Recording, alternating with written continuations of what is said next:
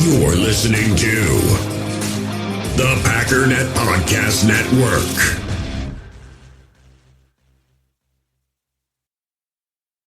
You're a podcast listener, and this is a podcast ad. Reach great listeners like yourself with podcast advertising from Lips and Ads. Choose from hundreds of top podcasts offering host endorsements, or run a reproduced ad like this one across thousands of shows to reach your target audience with Lips and Ads. Go to lipsandads.com now. That's LIBSYN ads.com.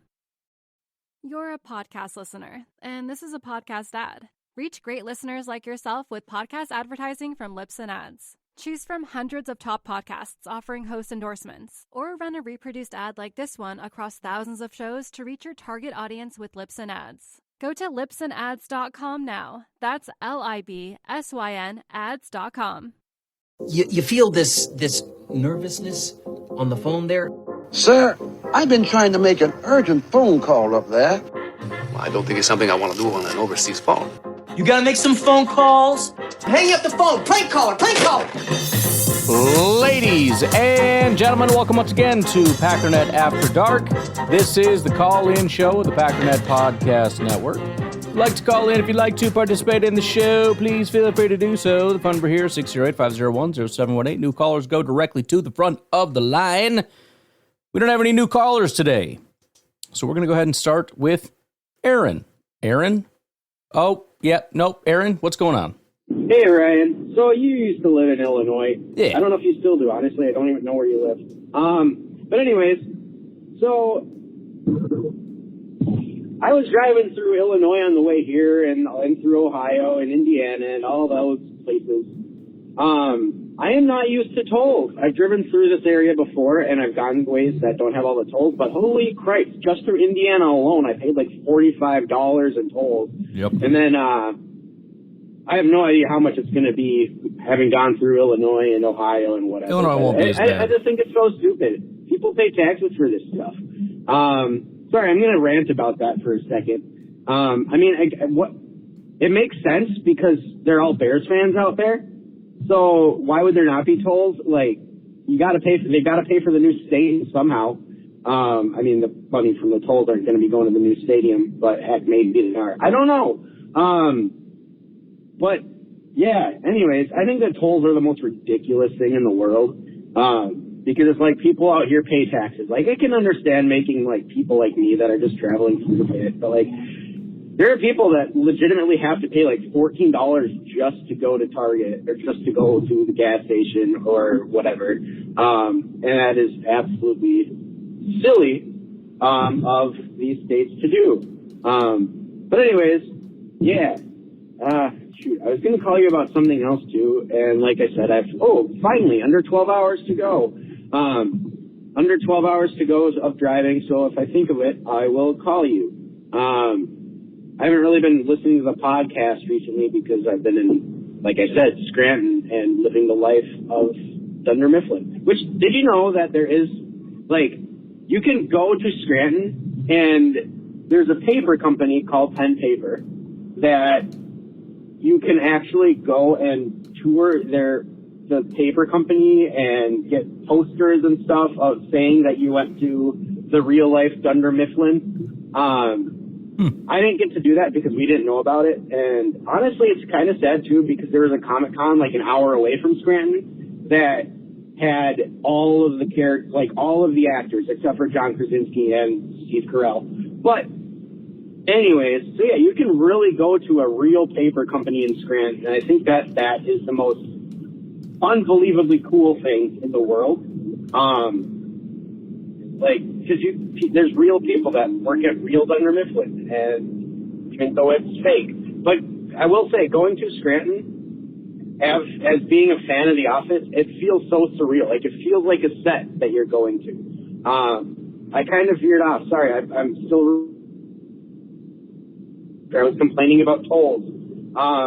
But I will say, just be glad you're not dealing with tolls from, like the 90s, because that was brutal. Driving through now, you just drive through. You can pay cash, but you got to go 19 lanes over and go pay over there or whatever.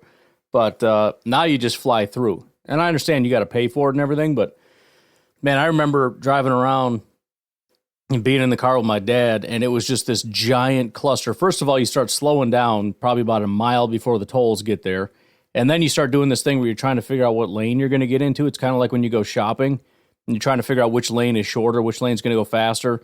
And you kind of pick a lane, but the lanes aren't really lanes because we're not even really close enough yet to have established like straight line lanes.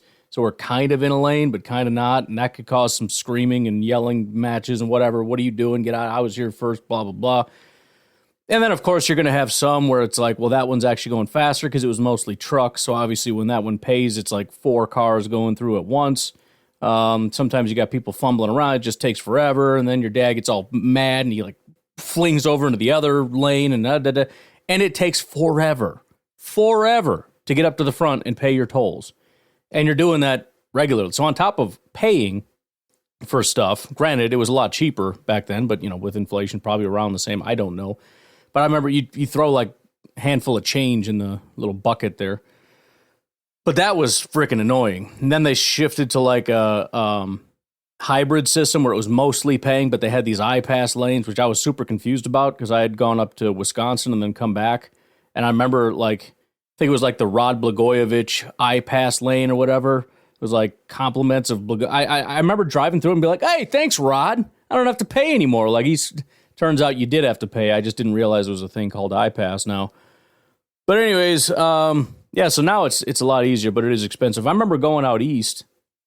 That's why I said it's probably not as bad in Illinois because usually we hit about 2 tolls. There's one right when you get through like Janesville, depending on where you're going. And then there's like one other one down there that we end up hitting. But when we went out east through, I think even past Indiana, but maybe it was Indiana, that was real bad.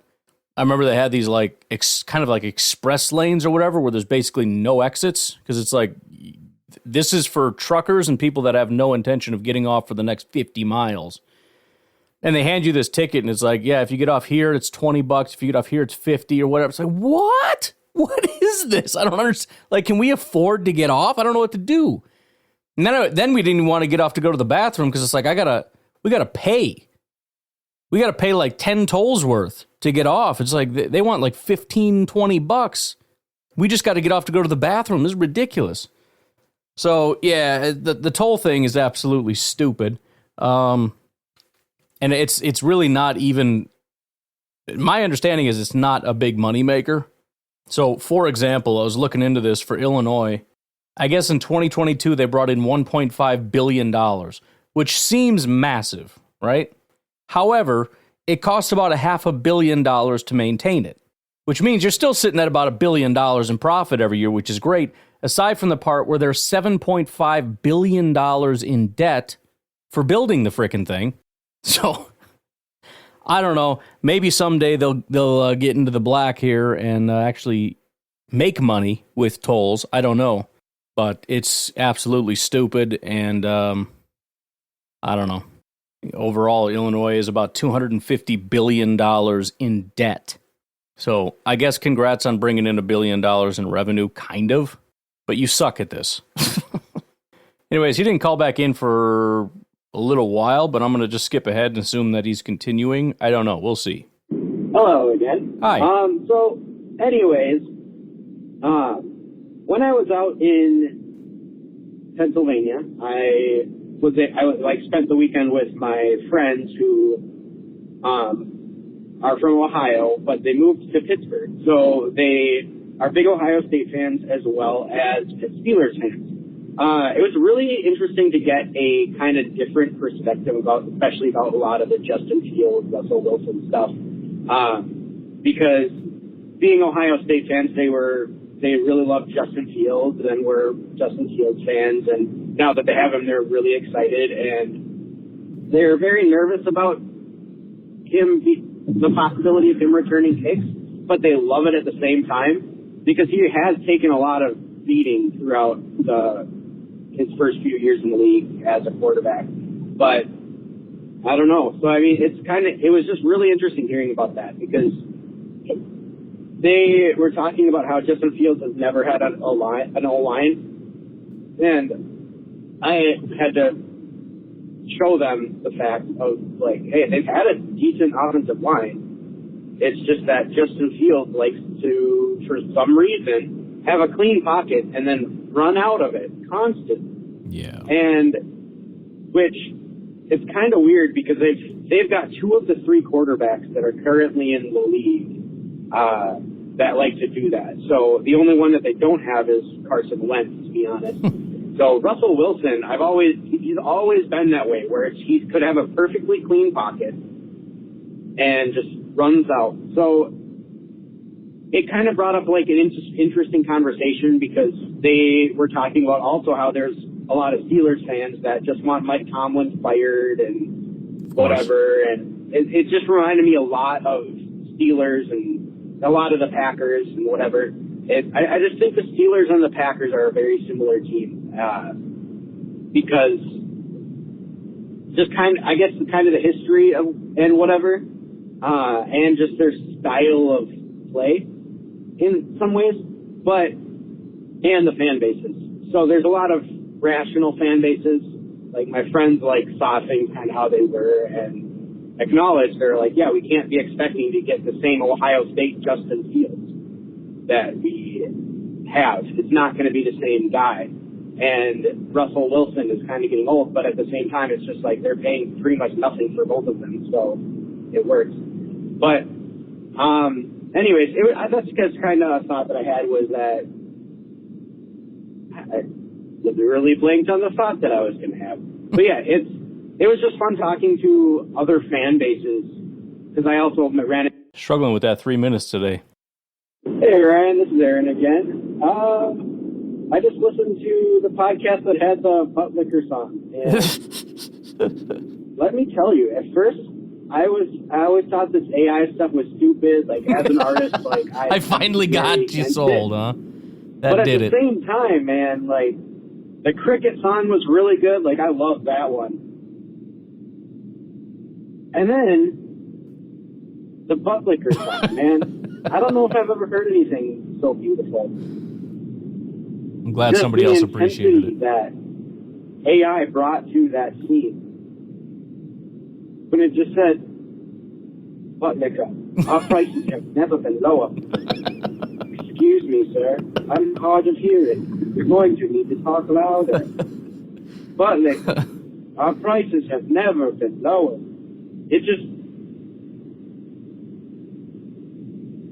felt so real to me, you know? Beautiful, isn't it? I could feel the sail going down in flames, not because Dwight was making it. Right. But because of how disrespectful Dwight was in the intensity of that AI version of Buttlicker. Our prices have never been lower. Anyways, okay, I'm going to keep driving. Only got about 9 hours left. So, okay, peace out. I was hoping somebody was going to comment on that because dude, I was dying. It was hurting me how much I was laughing because you got to go back and listen over and over because I don't know, you explain the process necessarily, but there's a lot of editing and trying different variations and different versions and trying to get it just right and editing the words to try to get the robot to say it the right way. And then there's different ways the music can go, trying different stuff. So through all that, you got to listen over and over and over and over again. And I couldn't stop laughing. I just couldn't help it. Slowly getting you guys to come around, aren't I? We're getting there. Hey, Ryan, Daniel from California. Hey. It's time for everybody to start putting out their power rankings and all their stuff now. All these national media guys, everybody has the Bears up higher than they should, and everybody has all these teams highly ranked, like the Eagles, while the Packers go under the radar, and sure, still just not getting the respect, right? Because I was at that 49ers game we went to, right? And I watched it, and in the moment when you're there, you see some stuff, and you're like, oh, okay, I wonder, that kind of didn't look right. And you go and you back and you watch it, it's like, we beat them, right? The Jordan Love spot, what? Right? The Brock Purdy intentional grounding call miss. like the holding calls, and it's like you don't want to blame stuff on the refs, right? But that entire game, we controlled that game. Like it's just Jordan made a mistake, and that's something you see a young quarterback do. But throughout the game, there was 3 or 4 just little things that happened that kept that game close. But that game wasn't close. Like we have a top 3 team in the NFL, and I'm glad because people are like, oh, the Packers aren't sneaking up on anybody. It sounds like they're sneaking up on people. It sounds like they're too overhyped on the Bears. It sounds like the Lions, 49ers, the Eagles are still like too overhyped. They don't know. This is like 2020 all over again, where like we're all intact going into the off season, and everybody was like, "Oh, the Vikings," and the Vikings. I think were 6-point favorites that game, and it's just they have all these new pieces, and we go in the COVID year, and we're all intact, and we go and we just put a beating on them, and then we never stopped because all these other teams had no stability, but we had institutional stability. And you look at our defense now going into 2024. We're going to be running the defense that we were playing really good at the end of the season, basically, right? We were running a lot of cover 3 and robber concepts and, just running a variety of different blitzes. But we're going to be actually running it with a coordinator who is really passionate about that defense. We're not forcing a guy to play that style of defense. We're not doing it with safeties and linebackers that have a 40 and 30 overall PFF grade. And yeah, maybe a rookie could have a 50 or a 60 PFF grade, but the safeties we had were bad, and we're gonna the floor can only go up when you get somebody like Xavier McKinney and all the safeties we got. We're gonna hit at least one guy's gonna have a 70 PFF grade, and he's gonna be our floor player. So 3 minutes is killing everybody today, but yeah, if you assume. There's a lot of things. You can't assume anything 100%, but there are things that I think are more likely than not. I think being a healthier team, for one, more likely than not, just because it was a unusually unhealthy year. But then you go through the list, right? Jair, I would guess he has a better year than he did last year. All right. You look at the linebackers. I would guess they're better. Maybe not, but I would guess that they are.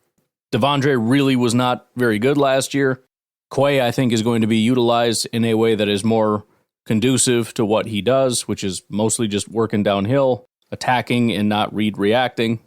And then, again, Xavier McKinney, is he going to be an improvement on what we had last year? I would say it's very likely. And then, as you said, is it likely that one of the guys that we drafted, I'll just say as a DB, is a solid player? I think so. I do think that. And even if I'm right about, 80% on all the stuff that I just said, it's very fair to assume that the defense is going to improve. I think the secondary will be better. It is year 1, so who knows if it's going to take some time. It doesn't have to. There's not some law that says, it takes, year 2 is when the things really get better. Sometimes new DCs come in and things get better immediately. But we'll just have to see how she goes. All right, let's take a break. We will be back momentarily to hear from Jersey Mike.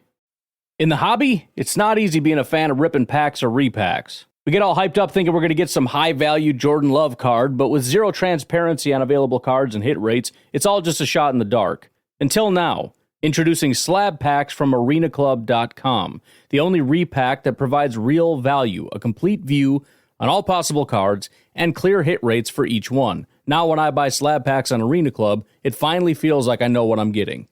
And honestly, the best thing for me and my son is the fact that we're kind of novices into this. When I walk into a card shop with my son, and a card says it costs $40, kind of just taking his word for it that that's a good value. So I appreciate the transparency on grading, as well as just getting excited about seeing what you could potentially get. Right now, you can get 10% off your first purchase by going to arenaclub.com/packdaddy. Wow, that's crazy offer. 10% off a $400 slab pack. That's $40 right there. Anyways, that's arenaclub.com/packdaddy for 10% off your first purchase. We all have smartphones, and we all know they're pretty amazing, but they also can be amazingly distracting, especially when we're around other people. So US Cellular wants us to reset our relationship with our phones by putting down our phones for $5. That's right, a company that sells phones wants us to put down our phones. And to see what we find, learn more at uscellular.com/built for us. Passion, drive, and patience. The formula for winning championships is also what keeps your ride or die alive. eBay Motors has everything you need to maintain your vehicle and level it up to peak performance. Superchargers, roof racks, exhaust kits, LED headlights, and more. Whether you're into speed, power, or style, eBay Motors has you covered. With over 122 million parts for your number one ride or die, you'll always find exactly what you're looking for. And with eBay Guaranteed Fit, your part is guaranteed to fit your ride every time or your money back. Because with eBay Motors, you're burning rubber, not cash. With the parts you need at the prices you want, it's easy to make your car the MVP and bring home huge wins. Keep your ride or die alive at ebaymotors.com. Eligible items only, exclusions apply. You're a podcast listener, and this is a podcast ad. Reach great listeners like yourself with podcast advertising from Lips and Ads. Choose from hundreds of top podcasts offering host endorsements, or run a reproduced ad like this one across thousands of shows to reach your target audience with Lips and Ads. Go to lipsandads.com now. That's LIBSYN ads.com. Hey Ryan, this is Jersey Mike. So, I wanted to ask you something. All right. And I know people have talked about it in some regard, but I wanted to do a little bit of theory crafting, a little bit of a thought experiment, okay? Let's ignore everything we know about the Packers defense except for stats, okay? Let's get rid of preconceived notions. And then let us compare Steve Spagnuolo's defense, okay, and kind of theory craft what would our players look like on a Steve Spagnuolo defense. Because the more and more I think about the idea of like who is a 4-3 team that blitzes a lot, and I really think it's Kansas City, and we've played them a few times, and we've seen how far they go in later in the year. And what is the thing that they do? The thing that Kansas City does really well is while they do get burned, they can win games by themselves. That defense can go out there and win games by themselves, legitimately taking the ball away. And I don't even think the guys on that defense are very good. I mean, you've got Chris Jones. If you ask me to name another player, I don't know. It's that bad. What's his face? The guy they just let go, their corner, who Jordan Love beat up.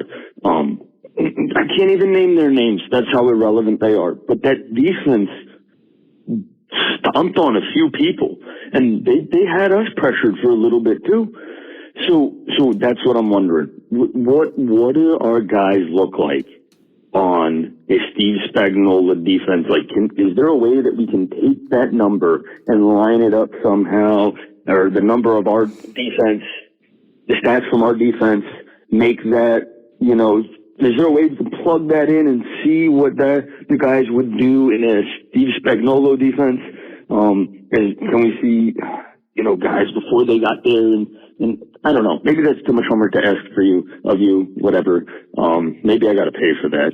But just a thought I was having. Anyway, go back, go. Well, yeah, I wouldn't even necessarily know where to start with that. I will say that that's a pretty solid thought because, we've kind of been on this, San Francisco tree, where we look at the 49ers, we look at the Jets and Halfley, and there is some similarity there. I do think that's a guy that does have some similarities that hasn't been discussed. And to be fair, it's also a defense that is, I would say, borderline massively underrated, only because of exactly what you just said. Number one, everybody focuses on the offense, which is another big part of it. But when you look at the fact of, the 49ers get it done, but they've got some studs. You look at the Jets, they get it done kind of. When they do, they've got some studs. What are the Chiefs? I've been saying this for like 5 years now. The Chiefs have nothing. They got Chris Jones and what? They've had a couple, tier 2 DBs occasionally over the years. Not like top 5 type of guys, but like, good, solid, decent players at certain places. I'm not talking across the defense. I'm saying like they got a corner and a safety and then like a tier 1 elite interior pass rusher. I mean, do you even know who's coming off the edge in Kansas City? Do you know who their corners and their safeties are? I mean, it's crazy that it's really hard to nail down who their players are on that defense, but they always come through. Now, I think there's probably much more similarities between what Hafley's doing and 49ers Jets compared to Spagnuolo, but it's close enough that it's worth even, discussing. But yeah, I don't know his coverage philosophy necessarily, but I know he's very blitz-centric, so I tend to think he's kind of a middle field close guy similar to Hafley. I think he uses sort of the the multiple front thing, kind of like what they got now in Minnesota. I forget the guy's name. The guy that came out of New England. I don't know if that's where did he come from? I don't know. I don't know what his root lineage is, but I think that's a fair comp. I can't really give you an answer on our players over there or however that would look. But it would be great to have sort of a Kansas City Chiefs defense because a Kansas City Chiefs defense doesn't even really need a lot of good players. Hey, Ryan. What's crack-a-lackin' today? What's going on? This is Seth. I had a few weird thoughts for you, and I've had these thoughts before and wanted to share them, and I always lose them. And so I don't know why I just thought of them now. I'm driving, apparently thinking about football, and thought I'd call in and share them. So anyways, before I use my whole 3 minutes explaining what the heck I'm calling in about, I'll actually call you or tell you what's going on. So we're in a game. Handoff to the running back. Line gets blown up. Running back tries to get around the outside corner, and they end up losing 5 yards, hypothetically. Hopefully you're with me on my hypothetical there. My thought is the running back should just throw it away every time. Running backs are allowed to pass the ball. That's why there's a running back pass, and they are outside the tackle box and should easily be able to get it to the line of scrimmage. So there should really never be a loss in that scenario. And you really could probably stretch it to where you're thrown in other situations, although you'd hate for your running back to do some stupid play where, they were trying to pass it and they didn't get it to the sideline and it got picked off. But if they're right there on the sideline, I see it all the time where people lose. You think if you're going to lose a yard, why? Roll the ball out of bounds. You don't need to lose that yard. So anyways, that's just a fun thought there on that. Also, this one's less fun, but I'm going to throw it at you since I'm just calling about random crap here. Isn't a spike intentional grounding? And if it's not, why not? And can you spike it from shotgun or further in the pocket? So if you were going to get sacked, can you spike the ball? Like, does a spike have to be in the first second after you hike it? I'm sure there's rules on that, but I'm just, might be a loophole that could get abused. I don't know, just a fun thought. Anyways, let me know what your thoughts are on those few interesting ideas. Talk to you later, man. Yeah, so as far as a running back throwing the ball out of bounds, I do think that would be considered an illegal forward pass. In order for them to be eligible to throw, it needs to be, they either need to have the ball thrown to them or pitched to them, like a lateral. So I think, theoretically, if instead of a direct handoff, you did a lateral or a backwards pass, to a running back and then they're about to get hit behind the line of scrimmage, they could theoretically throw the ball away. I think the reason they wouldn't bother even teaching that, number one, is they don't want to have to do that. They want to be able to just hand the ball off. Number two, I don't know if they want to put that much control in the running back's hands. By the time they realize they're about to go down, are they really going to get their eyes up and look down the field and see if they can heave-ho it? Especially since you have to kind of go from, cradling the ball to taking it out of that safety and trying to put it in your hand and it can get knocked out and gets a little fuzzy. And then you're assuming they actually get the ball out of bounds as opposed to keeping it in bounds because they're not quarterbacks. And then it gets picked off and it just turns into a big mess. And then why a spike isn't considered intentional grounding is because it's written directly into the rule book. So NFL Rule 8, Section 2, Article 1, Item 3, stopping clock. A player under center is permitted to stop the game clock legally to save time if, immediately upon receiving the snap, he begins a continuous throwing motion and throws the ball directly into the ground. So there you go. Hey, Ryan. This is Trucker Bob. Hey. Just letting you know, we beat the storm home, and it chased us all the way across the country, and we managed to stay ahead of it, and we're home safe. I'm out working on my garden, and I don't know if you know what dragon fruit is or not, but it's a cactus that produces this reddish grenade-looking fruit you can see in the store. Anyways, I really like those. They're good eating. All right. Anyways, back to draft philosophy part 2. I'm not going to try to define a blue chipper, but I'd like to point out a third part of draft philosophy, which gets touched on occasionally, but is not actually put forth as part of the philosophy, is when the Packers draft, the people they're drafting are also, they're looking at the future 2, 3, 4 years down the road of what they can do with these people. I'm going to use the offensive line as an example. Green Bay often drafts 2 or 3 offensive linemen, not hoping one will hit, but all of them will develop into decent linemen. And what we do is we want to keep the guys that are potential Pro Bowl or All-Pro or make our offensive line like a top 5 offensive line unit. The other guys are maybe just good or just a little above average. Those guys, when it comes time for contract, we don't re-sign them. We let them go and other teams sign them up because other teams don't seem to draft offensive linemen like Green Bay does. So they got some real stinkers on their line, and even an average Green Bay Packer offensive lineman looks good to them.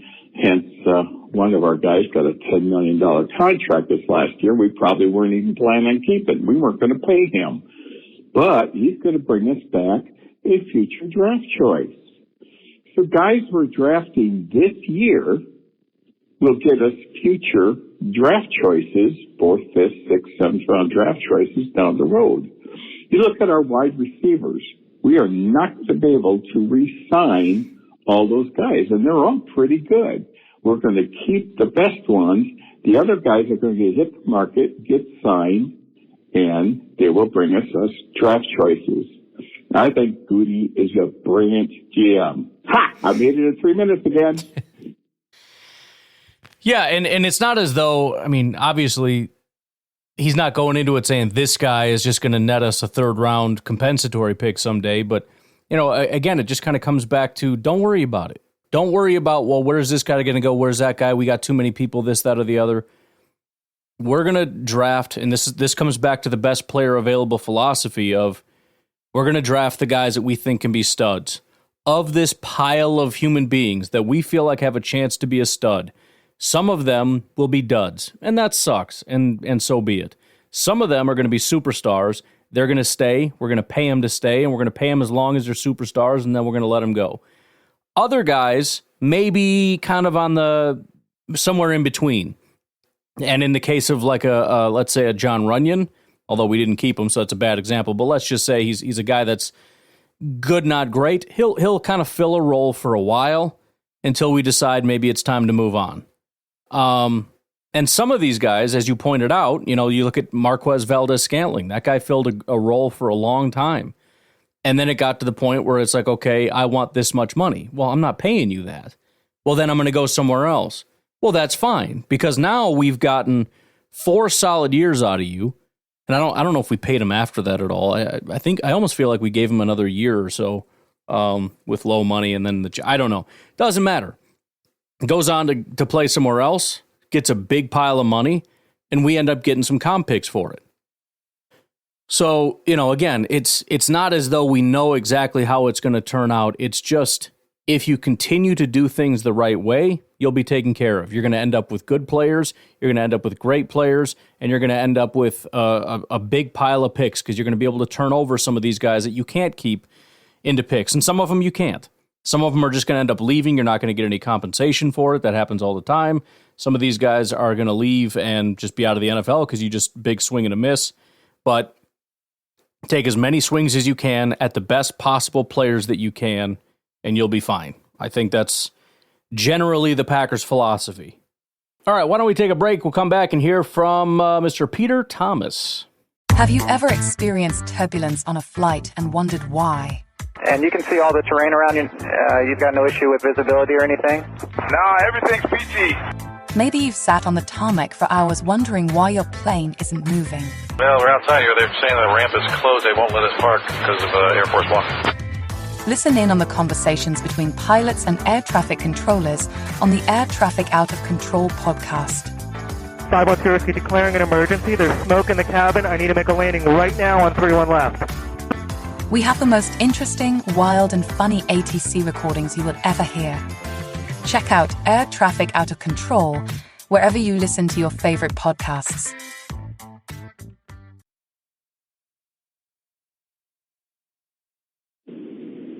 Hey, Ryan. It's Peter Thomas from Milwaukee. What's up, How's it going, buddy? Good. Hey, I just wanted to let you know that as a musician, hearing all of the musical clips that you've been creating on U Studio royally pisses me off. And it's because what you're creating is so genius and amazing. So I'll give you a little backstory here. When I first started listening to the podcast back in 2018, it must have been, I wanted to recreate the Packernet podcast theme song. Yeah. And so I posted on the Packernet podcast page, Facebook page, recording and video of me playing the Packernet theme song. You know, the one that that you've been using for years. And I recreated it on my electric cello with distortion and bass pedals and stuff like that, because I'm a looping cellist. And I got a lot of really great feedback. You should do this. I want that song. A couple people reached out. They wanted to work out to the song if I could send them the full song. Anyways, last summer you challenged the musicians in the podcast group to recreate a new Packernet podcast theme song. And of course, it took me a little while to come up with the idea of rewriting the song. So I wanted to mash up the original Packernet podcast song with Tool's 46 and 2. Mm-hmm. And Ryan, it took me forever to come up with words and lyrics and to make a mashup that sounded really cool. Yeah. And what I realized is that when I sent it in, the recording quality from my audio into the phone and then from your phone to be played back on Packernet After Dark sounded like garbage, bro. So anyways, what you're creating over there on U Studio sounds amazing. Absolutely awesome. I love everything that you're doing. I'm really not pissed off. I just think it's really cool. And damn, robots are taking over my life. What can I say? Bye, buddy. Well, there is a part of me that feels bad about it in a weird way. I mean, I'm generally, I wouldn't care. I'm very much of the mind that if something's better, then we move on. It's a good thing. But it takes so little effort to do any of this stuff, to create those songs. Like none, like zero. And they sound good. And I know how hard it is. I know how many years and years and years people take to study music and to learn instruments and singing and all this stuff and everything that goes into songwriting. I wouldn't even know where to begin with that kind of stuff. And in a matter of seconds, not literal seconds. I mean, kind of minutes. I can create a song, and it really does make me wonder, like where this is going. Because it's almost like it's fun and it's cool, and some of them do sound cool, but it's like at what point are we going to appreciate this stuff? And I've been thinking about that a lot as far as the podcast, because if you can just type in, like for example, Grok is the AI for X for Twitter. And it's obviously plugged into all the latest news, right? That's where it's headed. I have the latest news and da-da-da. So if you could have something that's plugged into all the latest news and all the conversations that Packer fans are having and the battles that they're having with Bears fans and Lions fans, and if you could generate a Packers podcast based on that, and it takes, 35 seconds, would you still tune in? I'm sure some people would, because there's some level of connection and whatnot, but I don't know. If it becomes just so easy, maybe it's just you could pop in once in a while. Same with video, same with YouTube. You can create your own videos in the near future. I was thinking about that, how cool it's going to be able to create videos for YouTube, but then I was thinking about it, and I'm like, well, why would anybody go to YouTube and watch your created videos when they can create their own videos? What is even the point of YouTube? I suppose there are certain things you're going to want to see on YouTube, but as far as videos that you can generate, why? Same with movies. Now, I might want to check out it. Like, my friend might hit me up and be like, hey, man, I made this sweet freaking horror movie. You got to check it out. Like, all right, dude, let's do it up. I made a Denzel movie. You got to check it out. And instead of like having a Denzel Washington, we can't actually make a Denzel. I'm sure there'll be some laws against that. But, you kind of make a Denzel, you know what I mean? Instead of having a Denzel Washington marathon of old movies, you just generate new ones. Like, all right, ready? Let's, and then you can like brainstorm. Like, what if he did this? Oh yeah, and then like he did this. Or you could make it real easy and do like, I can't think of his name now. But these actors that are in like these action movies where it's the same thing every time, where like he's a real good guy and a police officer, and then the Yakuza shows up and murders his family, and he goes crazy and he kills everybody. Like, I want to type that in and be like, all right, here we go. Cheesy 80s action movie. Yakuza kills his family. Beep, bop, boop, bop, beep. 5 minutes, done. Here we go. What am I going to do in that world? I don't know. Hope you guys hang out still.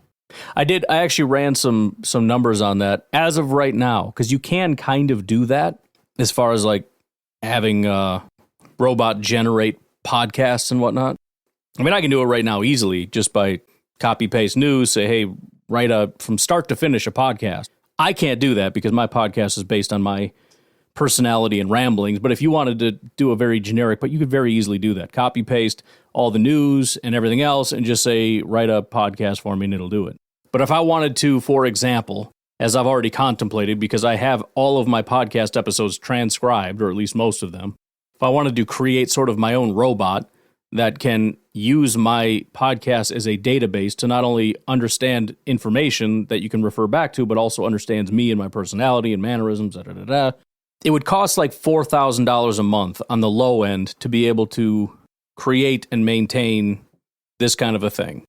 So it's not economically feasible right now, aside from the technological aspects not really being there. But it's going to be very soon. So, I don't know. Got to figure it out, man. And also, I'm sorry. Hey, Ryan. Hey. Scared from Southern Illinois. What's up? Just try to get caught up on podcasts over the weekend. And Jersey Mike made a really good point about all the different looks and combinations that this defense could potentially have going into the season, and not knowing where some of these guys are going to get plugged in. I think the unknowns play into their favor as a defense, maybe much more than we're even even anticipating, because there's no team that we have faced, from last year carrying over to a new defense coordinator now. We don't have Barry. We don't have that blah defense where it just didn't seem aggressive enough. Now teams just don't know what to expect with Green Bay. Sure. And this team could potentially just every week surprise people with brand new packages that are just going to melt quarterbacks' minds. And it's just mind-boggling to think the combinations of what they potentially could throw at these quarterbacks. So I think it is an extreme advantage going into this season with all these guys and the potential of what they could do. I just think they just go in with a huge advantage against offenses. So tell me what you think about that. But I think Jersey Mike hit it on the nail on that one, because with so many new faces on this defense and a new defense coordinator and a new scheme, dude, I think this defense could rock just because people don't know what to expect. I think we have created a monster, and it is going to just demolish offenses. Yeah, well, I mean, one way or another, you hope that it's a monster that demolishes offenses. I mean, regardless of whether we get a little bit of a bonus or not. But yeah, I think that's entirely possible. I think it's going to be fun to see if we cook up a little bit of extra something to throw at those early teams that just aren't exactly sure how this defense is going to operate. Again, that's sort of a short-term kind of thing, But I'm just excited to see it. More so than surprising the opposing offenses. I'm excited to be surprised myself. I can't wait to see it. You could also say the same thing about the offense. We have a new running back, and a lot of guys are going to make that second-year jump. I really believe that. Guys hopefully coming in will be much more in tune to what the offense is doing. So I think there's some untapped potential there with Watson and Love that we didn't get to see last year. So we just might have something. Or like you like to point out, we may not have something. We're going to have to wait and see. I'm out. That is the old boring Packernet podcast. I don't know why anybody bothers to listen. Guess what, guys? This might be a thing. Also, maybe not. I don't know. Could win, could lose, could be good, could be bad. Draft picks might work, might not. I don't know. I don't know, dude. What do you want from me? I don't know. I don't have the answers. Don't ask me questions. What are you looking at? All right, I'm getting out of here. You guys have a good rest of your day. I'll talk to you later. Bye-bye. Like Trucker Bob, he's the man. Calls in to Packernet, takes a stand. He's got a heart of green and gold, and stories that never get old. He's Trucker Bob, the Packers fan, riding high in his big now across the land, tuning in to Packernet After Dark, sharing tales that leave their mark. From Lambeau Field to the open road, Trucker Bob's got a heavy load.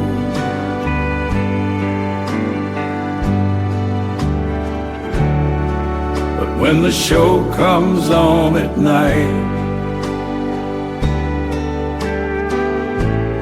he's ready to talk, put up a fight.